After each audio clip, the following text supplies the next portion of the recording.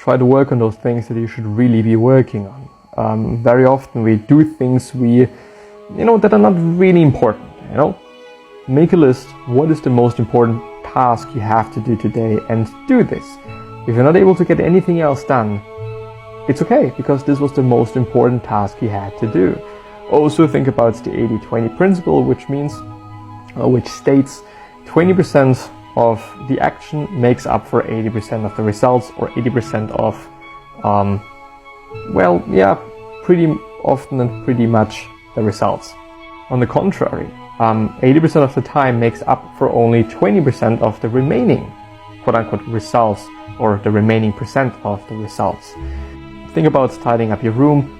To make it somewhat clean, it just does not take that much effort and also not that much time, but really making it 100% clean takes a shit ton of time and also a shit ton of effort. So I would actually really like to share with you the whole thing, but I don't necessarily know how. It's like a picture, but maybe if there's some comments, I'm gonna share it, maybe a link with you. Anyway, the second step, which I think is quite interesting from the book Awareness by Anthony DeMello, and which, as I said, is kind of a part of a 4-step thing. But the second one was really important for me and really interesting for me, and so I'm willing to share it with you.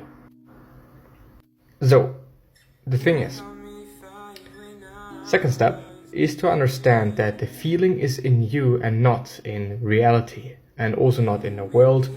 It's not something external. I'm gonna just give you a bit more detail. The pain is in your knee and not in the table. The mystics, and I still don't know who the mystics are, but anyway, keep trying to tell us that reality is alright. Reality is not problematic. Problems exist only in the human mind. Which means, when something happens, when something bad happens, when we are feeling a certain way, depressed, happy, whatever, it is in us. It has nothing to do with the outside world. Nothing. It is something we do, something we feel. And, this is the reason why I love this example of the pain is in your knee and not in the table. You are feeling it. The pain is not outside. You're feeling the pain because you do. It's not because the table is feeling pain. And so it's the exact same thing with any other feeling. It's not about external things, it is in you. We, quote unquote, choose to feel a certain way. Period. That is it. And so I thought this is actually pretty important and great. So today I once again went through a book summary on the podcast, and today, even though it was a different summary and a way shorter summary, I went through Awareness, yes, by Anthony DeMello, which was said to be a pretty good book by Tim Ferriss and probably some other people, and I've checked it out, and I actually gotta say, it is pretty interesting and quite promising, even though obviously depends on how you read it, what type of person you are, and so on, yada yada yada. Anyway, there is one quote that I want to give you. And this quote is actually from a book summary that I'm having in front of me by sloww.co,